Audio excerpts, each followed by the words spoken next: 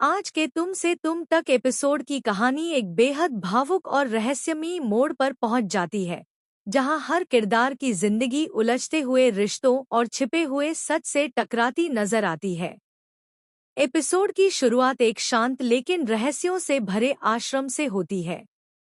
यह आश्रम बाहर से जितना शांत दिखता है, अंदर उतना ही तूफानी सच छिपाए हुए है। यहीं पर अनु अपनी जिंदगी के सबसे बड़े सच के करीब पहुंचने वाली होती है, बिना यह जाने कि आज उसकी किस्मत उसे किससे मिलाने जा रही है। अनु, जो अब तक अपने सवालों के जवाब ढूंढती फिर रही थी, आज मन में अजीब सी बेचैनी लेकर आश्रम पहुंचती है। उसका दिल बार बार यही कह रहा होता है कि आज कुछ अलग होने वाला है। वह जैसे ही आश्रम के अंदर कदम रखती है, एक अजीब सी शांति और डर दोनों का एहसास उसे घेर लेता है। उसकी नजरें किसी अनजाने चेहरे को ढूंढ रही होती हैं, लेकिन उसे खुद नहीं पता कि वह किसे खोज रही है। तभी उसकी नजर एक महिला पर पड़ती है, जो सफेद वस्त्रों में बेहद शांत और गंभीर चेहरे के साथ बैठी होती है। यही महिला है राजनंदिनी।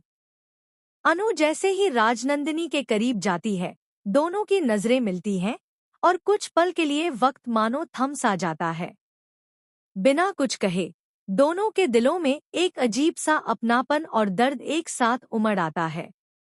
अनु को लगता है जैसे वह इस चेहरे को पहले भी कहीं देख चुकी है, या शायद यह रिश्ता किसी पुराने जन्म से जुड़ा हुआ है।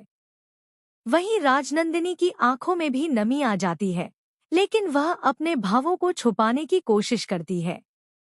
वह अनु को ध्यान से देखती है, जैसे उसके चेहरे में कोई खोया हुआ सच ढूंढ रही हो। अनु हिम्मत जुटाकर राजनंदिनी से बात करने की कोशिश करती है। उसकी आवाज में झिझक और सवाल दोनों होते हैं। वह राजनंदिनी से उसके अतीत के बारे में पूछती है, लेकिन राजनंदिनी हर सवाल को टालने की कोशिश करती है। फिर भी उसकी आंखें सब कुछ बयां कर देती हैं। वह चाहकर भी अनु से सच छुपा नहीं पा रही होती। आश्रम का यह माहौल, ठंडी हवा और दोनों के बीच बढ़ती खामोशी कहानी को और ज्यादा रहस्यमय बना देती है।